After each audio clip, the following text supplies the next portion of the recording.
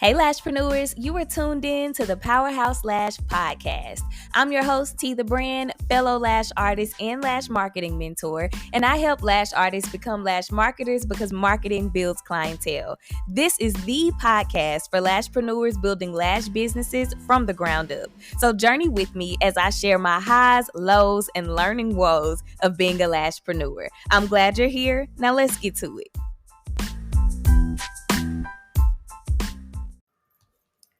Hello, good people. Welcome back to the Powerhouse Lash Podcast. Welcome back to y'all. Welcome back to me. It has been 4 months since we've had a podcast, and I'm just happy to be back on the mic. I blew the dust off of it. Just joking. There was no actual dust on the mic, but it's been a very long time since I've been able to sit down and actually record an episode. So I'm super excited, super happy, and grateful. I'm also excited to share with you guys some of the awesome things that have been going on in the meantime. So, first things first, your girl is a whole wife, y'all. Toward the end of the year, or I believe I may have mentioned in my last episode or one of those episodes that my husband and I were engaged and we were planning a wedding. And you really underestimate I really underestimated how much energy was going to go into planning and preparing for the wedding. And that kind of took me away from just work in general. Of course, I was still lashing and posting and all the things, but it seems like everything slowed down. My content post slowed down, my creativity slowed down, everything just kind of came to a standstill. And hindsight is 2020. Looking back, I really needed my energy to put into my personal life. Like, that was a huge life transition. We are still in the transition of things. We only been married a hot second. Our wedding day was or is January 21st. That's when we got married, but we actually had our wedding with all of our family and things on February 3rd. We had a private marital situation. I don't know if you call it a ceremony because it was just us, but we got married with our officiant, who are an aunt and uncle to me, and as well as Nick now. And we did it in our living room with our sweet baby puppy Sparkle. And it was just really cool and really sweet. And we appreciated, just having the privacy and intimacy to ourselves. And then we got to celebrate with everybody else on February 3rd. The wedding was nice. I posted pictures on my story back in February, but I don't have a post on Instagram. Might add one of those. We'll see what happens in the next week's content plan and layout and all the things. So yeah, I was planning a wedding. I am now married, and it took me like a month after the wedding to get my brain back. Like, y'all, I felt like my brain turned into mush, and I was also super tired. I didn't realize how much energy mentally and emotionally was going into all of the planning and things. So that was what was kind of going on at the beginning of the year. I was also trying to make arrangements to move into a suite space at the beginning of the year. It did not work out. However, I think God is spinning the block for you, girl. So when I have more details, I'll share more details, because I don't want to say something and then it don't end up happening, or something else ends up happening. So yeah, I'm just filling you guys in on what was happening when I was not recording. And one of the huge things was trying to get into this sweet space. And it just wasn't the space for me. And I'm just thankful that, God can see things that we aren't able to see, because there was nothing wrong with the place at all. Nothing wrong with the owner of the place or anything like that. It was just financially been one of the biggest things. If this next situation works out, I'll save a lot of money and have a much nicer space to work in, a much more luxurious experience for my clients and for myself, because we deserve to work in nice places too. Everything isn't always about the clients. I mean, we serve them or service them, but we deserve nice things as well for all the hard work that we put in. So that's what was going on kind of in January. Okay, so I tried to have this podcast episode ready before March ended, because March, as we know, was Women's History Month.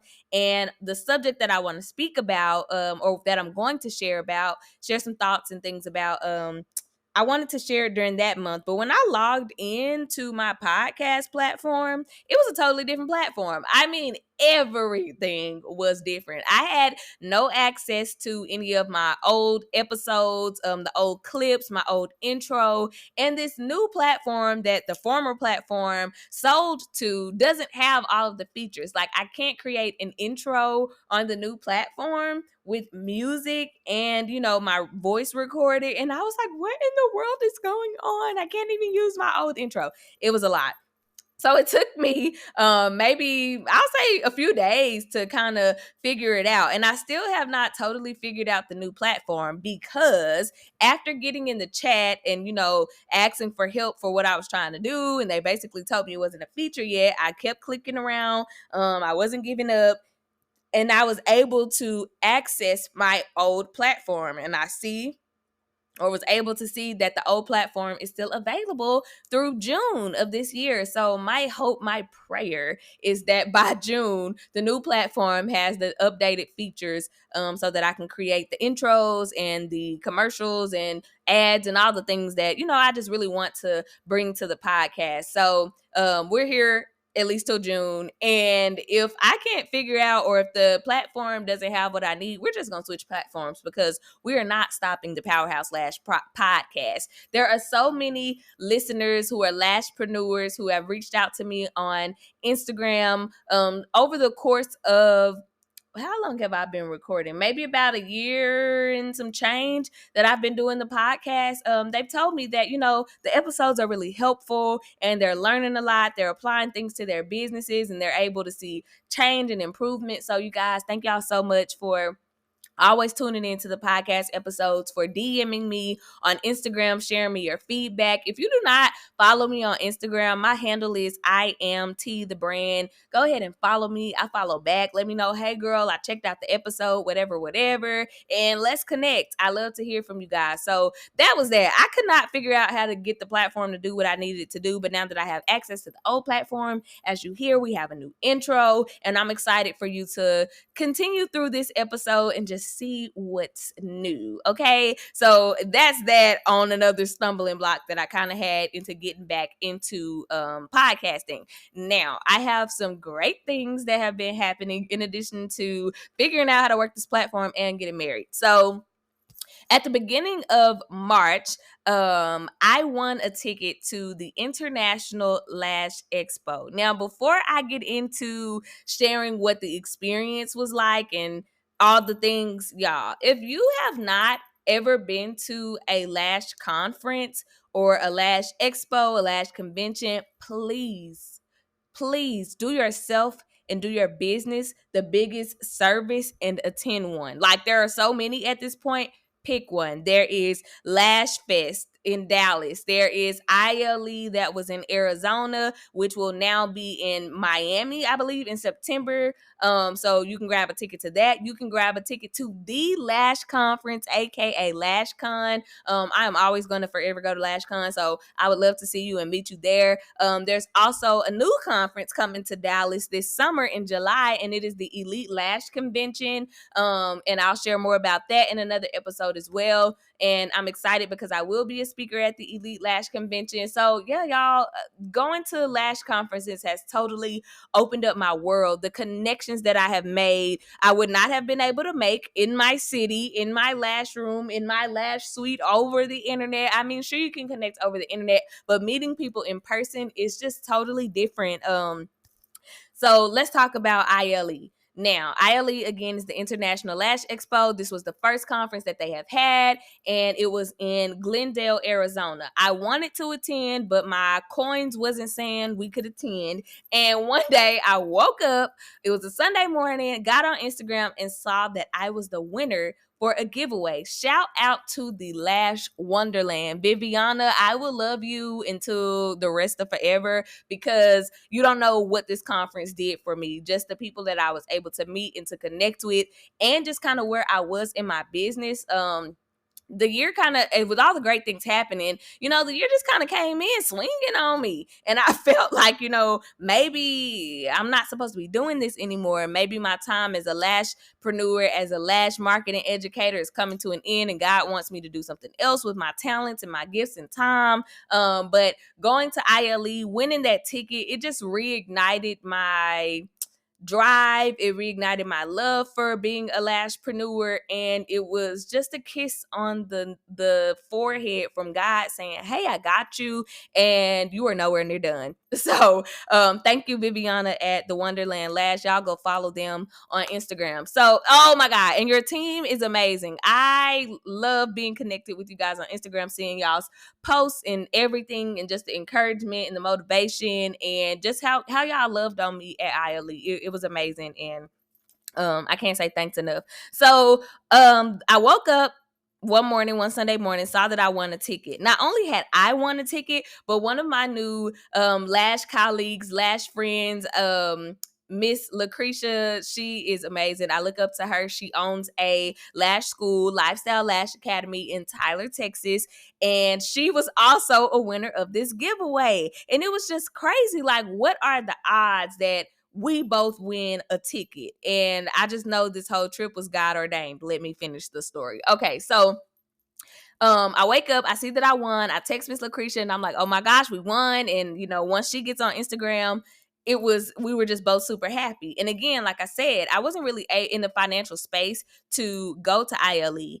And it was in another state. It was in Arizona. So what was crazy, back in September, my husband and I booked a random flight because Southwest had tickets on sale, super cheap. We booked a random flight to Arizona. We know nothing about Arizona. Neither of us had ever been to Arizona. It was just random, and we did it.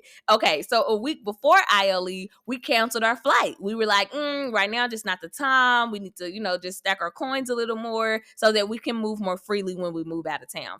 Or when we go out of town, not move.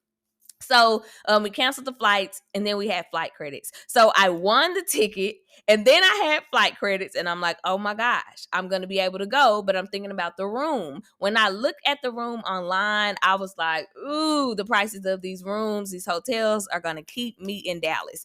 So Miss Lucretia had already gotten her flight. She had already gotten her room, and in faith, she was just waiting on God to give her a ticket. And so she got her ticket, and we're texting about it, and she's like, I already got my room. It has 2 queen beds. Just get your flight and come on.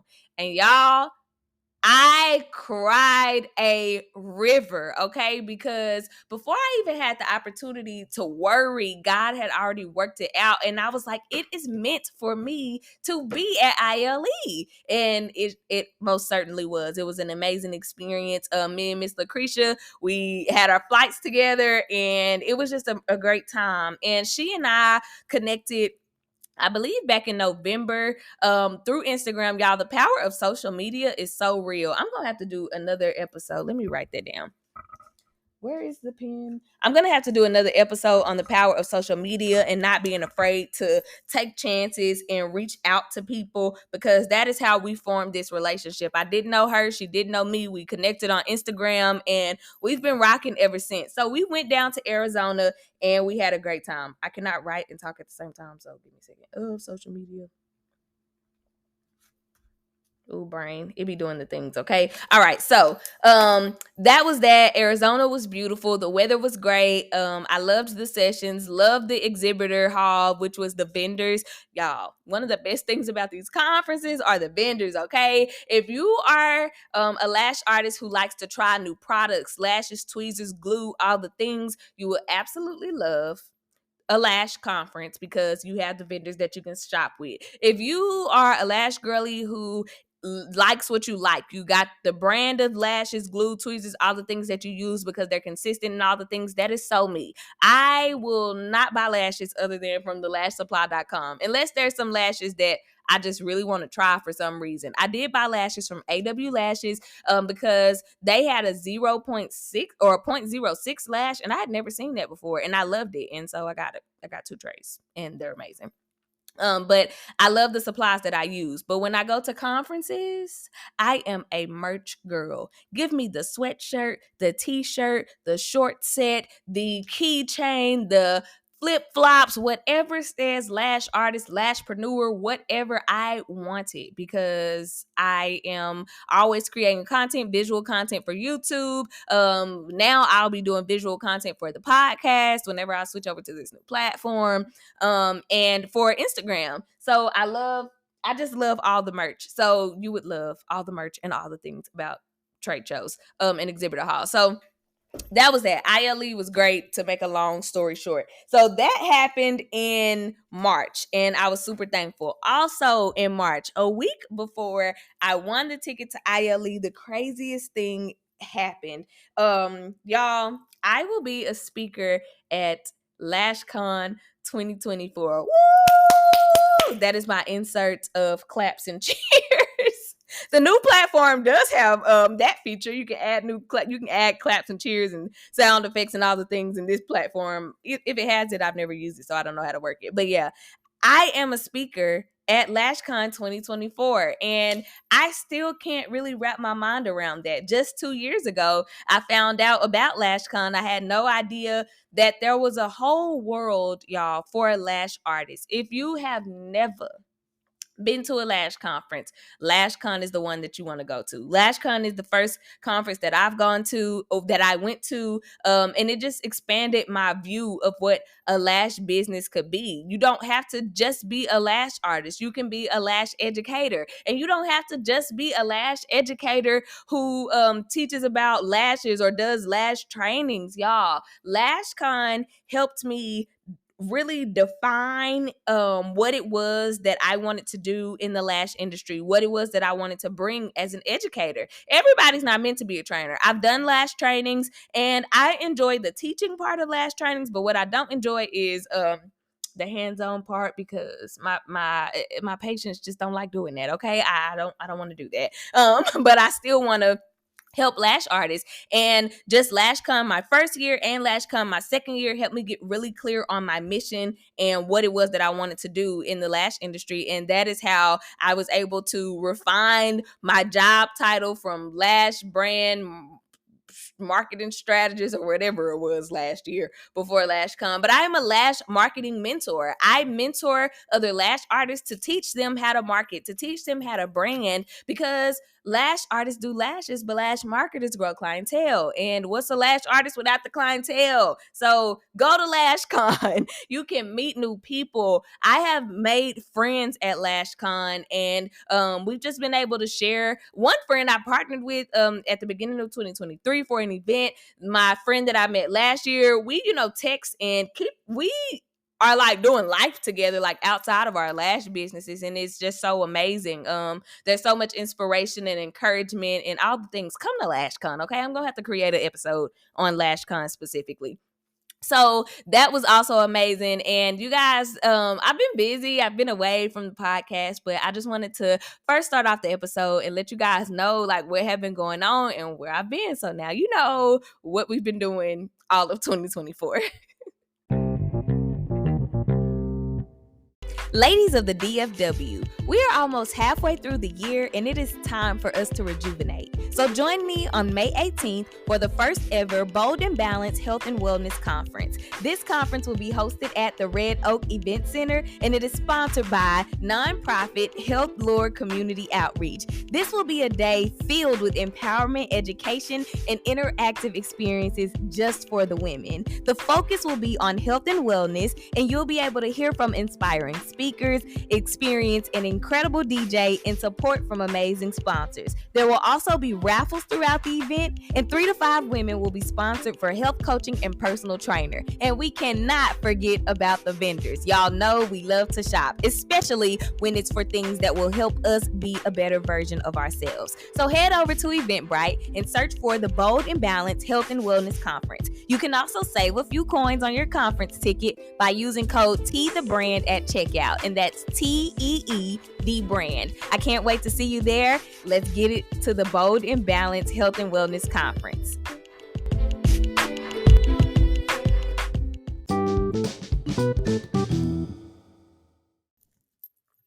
So in relaunching the podcast, I was thinking about what would I like to do different? What would I like to bring? How can I better serve my listeners and lash community? And I love when podcasts have segments. So I have a couple of segments for you guys. I am bringing 2 segments to the podcast. The first being Let's Mind Your Lash Business, and the second being Tea Time. Let's Mind Your Lash Business is this new reel situation that I've started on Instagram where I share questions from my DMs from other lashpreneurs and share them with my answer openly. This way, you are able to have questions that you may have answered. You may get some insights or some ideas. It might inspire you to try something new or whatever. But a lot of times we all have questions. We don't know where to go to ask them. And I just hope that you guys find this segment helpful. So let's mind somebody's lash business. All right. I got this question in the DM and it says, "Hey boo, quick question. What have you found to bring you the most clientele? Social media, word of mouth, or Google? Business is steady. I'm just interested in what you found works for you." So my answer to this was, it was a 2-part answer. I have found that social media has brought me the most clientele. And it's not just from posting lashes or posting my availability, posting trends that are happening on Instagram. I hate trends so bad because after a while you get tired of seeing the same thing. So if I've seen a lash artist, if I've seen three lash artists do this same trend with the same sound and the same actions happening in the reel, by the time I get to yours, I'm gonna keep scrolling because I already know what happened. So what I like to do when things are trending, this is not a part of the question, what I like to do when things are trending, I just use the trending sound and put my own little situation to it. So I'll use the trending sound and create my own piece of content and not do whatever the actual action of the trend was. So that's just a little idea maybe that you want to take with you. So to answer this question, social media has brought me the most clientele, and knowing how to market on social media has really helped me to do so. The first thing that I would encourage anybody to do when you are ready to grow your clientele through social media marketing is to know who you are talking to, and that is your target audience or ideal client. Your target audience is the foundation of your business. Like, if you think about an onion, and I absolutely hate onions, but if you think about an onion, in the center, the core of that onion that's holding it all together, that is your target audience. I'm gonna have to find another comparison because onions just disgusting. So, and if you like onions, great, but they're not for me. So the target audience is at the center of your business, and everything you do should be centered around this person. So if you want to gain clients or attract clients to your page, you need to know who the person is that you want to attract so that you can create content that this person will be like, I like that. Let me follow her. Or, she's very educated about lashes. Let me follow her and book with her. Or, oh, I like this. I like whatever it is. You want to attract your target audience with your content. So first, make sure you know who it is that you are marketing to and who it is that you want to service. And then secondly, I always share that educational marketing was a game changer for me. Educational marketing is simply when you take your lash process, show it to your potential clients or your target audience in your content, and teach them about what's going on. A lot of times, lash artists try to do this, but what happens instead is we're using lash artist lingo and all the things, and our clients have no clue what that stuff means. So, for example, so many lash artists will create a post that says, isolation is so important. If your lash artist isn't isolating, blah, blah, blah, blah, blah. And that's very true. Isolation is important to the process, but your client doesn't know what isolation means. Even if you are showing a video or a picture of an isolated lash, from the caption, they don't know what that means. So my advice is to explain the things in a way that a 5th grader could understand it. So with this same example, what I would do and what I have done is get a reel or a picture of the lash isolated and explain to your clients that isolation is important, and isolation is when I separate your lashes and get one natural lash between my tweezers so that I can make sure I only apply one extension to this lash so that your lashes aren't stuck together, so that you don't have any lash damage, blah, blah, blah, blah, blah. Explaining it in a way, explain it the way that you learned it. Explain it in a way that they actually understand what's going on. When you tape their eyelashes down, explain to them why you're taping them down so that their eyes aren't glued shut at the end of the service. Explain everything about the process in a way that they can understand what's happening and why it's happening. That's simply what educational marketing is, and that's my advice for growing your clientele. So this was my response basically to this answer on social media. This answer from the DMs. My clientele has grown greatly from social media because I created content that the type of clients that I would want to service were able to see. They liked it because I created it in a way that would connect with them and it attracted them. So that's that on that. I hope that this was helpful. And you guys, if you have any lash questions, DM them to me. If you don't follow me on Instagram, my Instagram handle is I am T the brand. I will put it in the show notes so you can drop down and see those. And DM me your lash questions and we can mind your lash business too.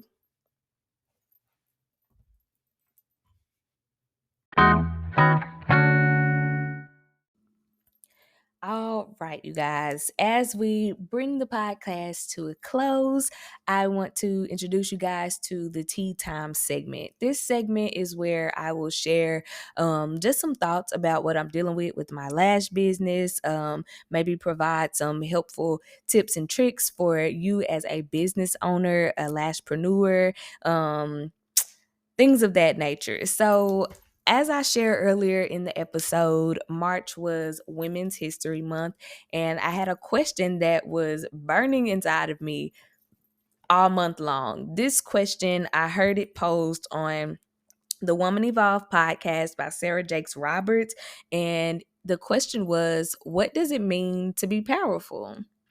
I wanted to talk about this because as women, as business owners, sometimes we can feel like we don't have power. Sometimes we feel very powerful. I get a lot of questions about confidence and how you build confidence, how you show up on social media. And when I say show up, I mean like show your face and talk. Like, how do you get comfortable doing those things? And I think that that comes from a place of knowing your power. So I asked a few ladies what they thought about the question. I asked them, what does it mean to be powerful? And I got their feedback. I'm going to share some of their answers and I'm going to share my answer as well. So let's get to it. All right. So some of the responses that I got were having a good name and the ability to use it for others to excel. So basically, making sure that you have a really solid reputation, a good reputation, so that you can be a doorway for other people to elevate. Basically, you want to be able to recommend people for things and it really have impact because you have a good name or reputation for yourself. Another response was, for me, it's a woman that can speak in authority and not be condescending, a woman who is secure in who she is while also using her gifts and talents to push others forward, a woman who knows how to endure storms with faith and hard work. And the rest of the comments said, ooh, I'll stop there. I can go on. And I really love this answer, every part of it. And this really felt personal for me because while I was at ILE, I had the opportunity to meet Tress Larson. If you don't know who she is, look up Tress Larson on Instagram. She's been in the lash industry for about 20 years now, and she's iconic, and we love Tress. And so I was in a session and Tress was in the session and we were sitting like a person apart. And someone asked a question in the session and I gave them some advice, and my advice was about educational marketing. So after the session, during the session, Tress asked to follow me on Instagram, and y'all, I totally was like, oh my God, ugly cry. And I literally did that and like patted my eyes. It was just so exciting and just caught me off guard. It was overwhelming, and she's very kind. And so we were walking down the hall, and we had an opportunity to catch up and talk for a second. And that is something that she shared with me of what she thought about me. She said that I was very educated in what I was sharing about, and I spoke with such authority, but it didn't come off arrogant.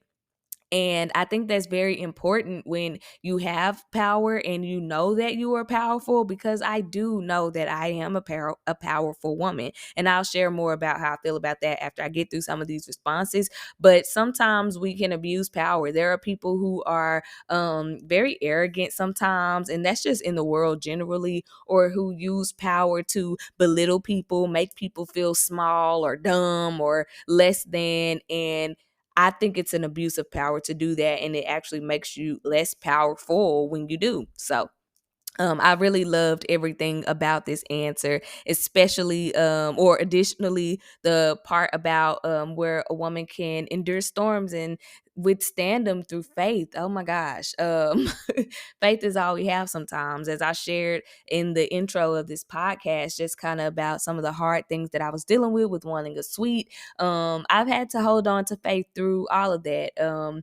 Through every hard situation in my business and in my life, when I went through character building seasons, or when I go through character building seasons, faith is really all we have. Faith keeps us going. Faith keeps us excited and hopeful and just moving forward. And I think faith is the most powerful tool that we can have. So another answer that I got was living your life following God and excelling without hesitation, knowing your value. I totally agree with that answer. I got another response that said to be powerful is to be sure of yourself and your decisions. You are steadfast in your actions and you don't let anyone sway you. Another one said being powerful is having the tools and resources to make something a reality and having the discernment to know when those resources should be deployed. This was beautiful for us as lashpreneurs, and it came from somebody who does not own a business at all. It came from my best friend, these last two responses. And I really love this response because I feel like this is something that we've all done as lashpreneurs. We have had ideas and we have made those ideas our reality. And we have learned, picked up different tools throughout our experiences to add to our toolbox to help us build the business. And when it's time to reach back in and use those things, you have to know when what is needed. So I appreciated that answer as well. And then I'll read one more response before I share mine. And this one came from a big sister figure of mine. And she said, what does it mean to be powerful? Having self-control. If you start there, you're able to navigate situations in a way that will balance out and end well because you're able to evaluate things from a sensible perspective. Having self-control includes self-regulation. This is important for any person, and I'm going to make it in a business owner, lashpreneur kind of way. So many times I have seen lash artists get upset at their clients or at a client and go on a social media rant. We'll go in our stories and talk about from now on, this policy is in place. And if you do this, this is a fee, and this will get you blocked and you won't be able to book again. And I feel like lash artists are so undone when they do that. We all are going to face many uncool things in our businesses, and you have to know how to still be professional, how to still keep up your image and all the things on social media. And when I say image, I don't mean like you're faking, but still being true to yourself and remembering who you are and who you are trying to serve. Self-control is so important. You work so hard to build a reputation and to build a business, and in a split second, because of some temporary anger or temporary feelings, you can totally destroy your reputation. So self-control is super important. Now, when it comes to how I feel or what my thoughts are around what it means to be powerful, the name of my lash business is Powerhouse Lashes. And Powerhouse is a term that I'm hearing more frequently now in all different spaces, industries, and things. And I really, really hold the word dear to my heart. I even got it tattooed on my arm a couple of years ago. So back in 2019, I was battling depression, and one of my mentors sent me to what was called Life Enrichment Boot Camp. It was like this 3 to 5 day, can't remember how many days it was, but it was this intensive boot camp where we did a lot of work for our inner child to heal. We did a lot of trauma addressing and all these things. So at the end of the boot camp, we had a final session with our group. So we had some of our what am I trying to say? Some of the assignments or activities that we had to do were solo, some were with random partners, and some were with a group of 5 people who you were with the entire the whole process, all the days. And you had a licensed therapist to be with you in your group. So the last thing that we had to do was create what was called a self contract. And how that went was we shared all of these things that we felt like we were, the negative things that we felt like we were when we first came in. And then we had to create a contract for how we felt about ourselves now at the end, and our group members were able to help us create this statement. So the statement went, I am a blank, blank, blank man or woman. And we had to fill them with adjectives. And so one of the adjectives that my group members shared about me was powerhouse. I had never heard the word before, but I liked it. So I grabbed a hold to it and added it to my self contract. I also got pure and beautiful. Beautiful was the most challenging for me to accept because at that time in my life, I just didn't feel like I was. I didn't feel like I was beautiful on the inside or the outside. Like I said, I was battling depression. It was very dark. It was very hard, and nothing felt beautiful about me or my life. And so powerhouse, after I added it to my self contract, my contract ended up being, I am a pure powerhouse beautiful woman. And once I looked up the definition, powerhouse is any person or thing of great strength, energy, or power. And that is absolutely what I am, who I am, and what I do for other women. I build powerhouses, or I help other women see that they are a powerhouse and where their power is and how to access it and how to show up in it. And so my response to the question was, being powerful is to show up as your most authentic self in every setting and situation, which requires you to get to know you. Uncertainty of self often leads to shape shifting, and that can be damaging to your self esteem and self image. Being powerful means knowing when to press, pivot, and quit, because we aren't meant to have and hold on to everything and everyone. And being powerful also means understanding that though you are powerful, you still need grace for yourself for when you fall short of your own standards. It has taken a lot of work for me to really get to know me. And it has taken a lot of unlearning and relearning and making different choices, and working hard to break old habits. Most of all, I would say I got to know me the most when I really was able to understand or see myself how God saw me. Um, Growing up, I was really kind of boxed in, but I had such a big outgoing personality, kind of like I still do. But I had to be who my environment wanted me to be. And learning myself and learning to show up as myself was a little difficult because you don't know how people are going to accept you, especially the people who know you and people who you've had to conform around. And so to show up as something different, you don't know if you're going to be accepted or rejected, and to get to a space to where that really doesn't matter because you being true to you and you being true to God was the most important, or is the most important thing. That takes a lot of work, and it's not easy work, but the work is absolutely worth it. And once I was able to start showing up as my true self in every setting and situation, my business included, it allowed me the most freedom, and that is where I have began to feel most powerful. Sometimes we shapeshift in business, especially if you come from like a corporate background or something. You feel like you have to talk a certain way, or you have to make your captions a certain way, but we have to remember that women want to connect with women. They don't want to connect with a robot, or just a stiff sounding person, an infomercial on Instagram or whatever social media marketing platform. And I'm bringing this around to business, but it applies anywhere else. But you want to make sure that you show up as yourself. People need to know your tone, your voice, so that they can trust you and build rapport with you enough to actually want to book with you for whatever it is you do. If it's a training, or if you're looking for lash clients. And when you don't know who you are, you pick up different pieces of different people's identities, and that can be stressful and confusing. And you just find yourself on this rabbit chase or hamster wheel. That's what I was trying to say. Find yourself on this hamster wheel, just figuring things out, and that could be really stressful and overwhelming. Also, being powerful means to know when to keep going. That's what I meant by press, pivot, and quit. You need to know when to keep going, when it's time to change the plan, and when it's time to totally give up on a thing or scrap a plan.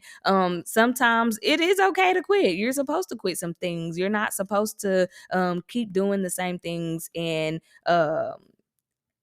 different things serve you well in different seasons. And when the season changes, you need to know, okay, this is no longer supposed to be a part of my life, and I have to quit this. I have to let this go. This is no longer the path. I need to take a right turn or a left turn to get somewhere else. And then lastly, giving yourself grace. And this is a big one for me because I am super ambitious. I love to create. I love to do good work, and sometimes I'm not feeling creative. Sometimes I do drop the ball with life, with business, and sometimes that is okay. And it's the that being okay part that can really get hard. So even in all of your powerfulness and your strength and things, you still need grace. You still need grace. You would give it to other people, definitely give it to yourself. Don't be so hard on yourself. And that's a word to me. So as we close this podcast episode, I want to leave you with something. I want you to, and I heard this on Instagram in a reel, and the sound was trending, and I hope that I get to use it before the sound is no longer trending. And it's a journal prompt. So take you some time and actually write these things down and move through it. So the prompt is, if I apply my energy and attention to the things that truly matter and do it consistently, what would happen? If you were to give your energy and your attention consistently to the things that really matter to you, if it's content creation, if it's launching a podcast, if it's starting a YouTube channel, or starting the training, taking a class, whatever it is, if you really committed to working on those things and you did it consistently does not mean necessarily every day. Consistently just means that you create a habit of doing this thing. What could happen? Actually take some time to write those things down. Write out what's important to you, what matters to you, and what the outcomes would be if you really worked on that thing or those things nonstop or consistently, and follow through with that. Once you have written out, okay, if I gave all of my energy to working out, or if I gave my energy into consistency to, getting my body healthy, that one is for me, y'all, because I really need to do that. This is gonna be my journal prompt. If I did it consistently, what would happen? And just some thoughts straight off my dome right now. I'm thinking about, my body would feel better. I would probably rest better. I wouldn't hurt so much I don't hurt a lot when I'm lashing, but like right now I haven't had a massage since January, and honey, it is time. The muscles in my shoulders are screaming. But if I were to take care of my body and go get the massage, like what would happen? So I want you to give that some thought. And let me know. Hit me up in the DMs and let me know what your response was to the journal prompt. Don't forget to send me your questions so that we can mind your lash business. LashCon tickets are on sale, you guys, and the early bird price ends on May 6th. You do not want the price to go up, but they do have payment plans. So if you get the early bird ticket, there's a monthly payment plan, 6-month payment plan, and I always do the payment plan because it's just easier on the pockets. It's a tax write-off. That entire trip is a tax write-off, okay? The ticket, the hotel, your flight, your Ubers around the city, your food, like, y'all, definitely go to LashCon for more than the tax write-off. But yeah, thank you guys for spending this time with me on this episode. I look forward to bringing you another one soon, and I hope that you have the day that you deserve.